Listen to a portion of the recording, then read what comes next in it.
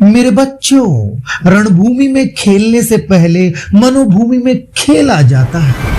महाभारत में शकुनी का ये डायलॉग तो आपने सुना ही होगा। शकुनी कुटिल बुद्धि में विख्यात और महाभारत का एक अहम किरदार है। एक हिसाब से हम कह सकते हैं कि महाभारत का युद्ध शकुनी के मनोविज्ञान और बदले के चलते ही हुआ था। ये बात बहुत कम लोगों को मालूम होगा कि शकुनी महाभारत में जिस पासे का उपयोग करते थे वह पासा शकुनी के पिताजी के हड्डियों की बनी थी। वह पासा शकुनी के मन में बदले की आग को सुलगाने का काम करती थी। आखिर वो बदला किस चीज का था जिसके कारण शकुनी ने इतनी बड़ी साजिश रची और भाइयों को आपस में लड़वाया, महाभारत का युद्ध करवाया। आज हम आपको इसकी पूरी कहानी बताने जा रहे हैं।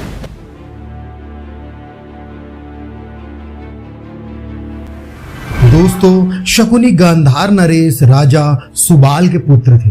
वह माता गांधारी यानी कौरवों की मां के छोटे भाई थे, यानी शकुनी कौरवों के मामा हुए। बचपन से ही विलक्षण बुद्धि प्रतिभा के कारण शकुनी अपने माता पिता के अत्यंत प्रिय थे।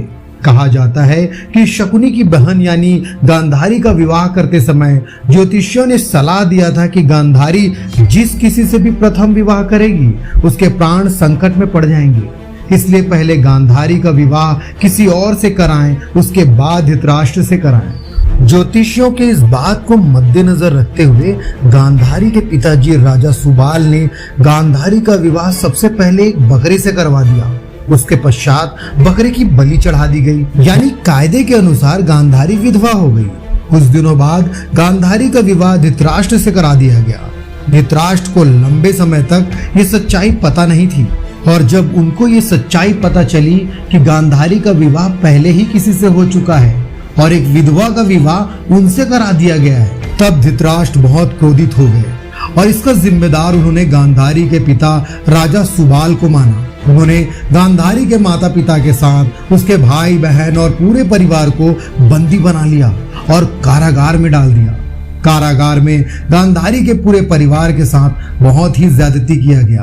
पूरे परिवार को खाने के नाम पर केवल एक व्यक्ति का खाना दिया जाता था, जिससे सब बीमार होने लगे। ऐसे में उन्होंने एक उपाय अपनाया। सारा खाना केवल एक ही बच्चे को खिला दिया जाता था ताकि उनमें से कोई एक तो जीवित रहे। हुआ भी कुछ ऐसा ही। एक एक करके राजा सुबाल के सारे पुत्र पुत्रियां मरने लगे। केवल एक जिसे खाना दिया जाता था वही बचा। वह बच्चा ही शकुनी था। शकुनी ने अपने आंखों के सामने अपने माता पिता और भाई बहन को भूख से तड़प तड़प कर मरते देखा था। ऐसे में धृतराष्ट्र और पूरे कौरवों के प्रति उसके मन में ईर्ष्या और बदले की भावना जागने लगी। मृत्यु से पहले राजा सुबाल ने अपने छोटे बेटे शकुनी को छोड़ने का विनती किया था, जिसे धृतराष्ट्र ने स्वीकार कर लिया था। इस प्रकार शकुनी को कारागार से बाहर निकाला गया और उसके समक्ष दो विकल्प रखे गए। एक कि वो अपना देश लौट जाए और दूसरा हस्तिनापुर में रहकर राजपाट की सेवा करे। शकुनी चतुर थे। उन्होंने हस्तिनापुर में ही रुकने का निर्णय लिया ताकि वो पूरे कौरवों से अपने परिवार के दर्दनाक मृत्यु का बदला ले सके। शकुनी कैसे बने मंत्री? अपनी अदम्य बुद्धिमत्ता के कारण शकुनी ने पूरे कौरवों का दिल और विश्वास जीत लिया। धीरे धीरे उसने समस्त कौरवों को छल कपट से सराबोर करना शुरू किया। किसी का विश्वास जीता व्यक्ति उससे साम्राज्य जीत सकता है। उसने कौरवों को पांडवों के विरुद्ध भड़काना शुरू किया। वह चौसर के खेल में माहिर था। उसकी सहायता से उसने द्रौपदी तक को दांव में लगा दिया और जिससे महाभारत का युद्ध हुआ, जिसमें समस्त कौरवों की मृत्यु हो गई और शकुनी का बदला पूरा हुआ। शकुनी की मृत्यु। शकुनी को कौरव और पांडवों दोनों ओर से कष्ट मिले थे। उन्होंने कुरुक्षेत्र युद्ध में कौरवों का साथ दिया। युद्ध में सहदेव ने शकुनी का उसके पुत्र सहित वध कर दिया था और इस प्रकार शकुनी का अंत हो जाता है। दोस्तों, शकुनी ने जो किया क्या वो सही था?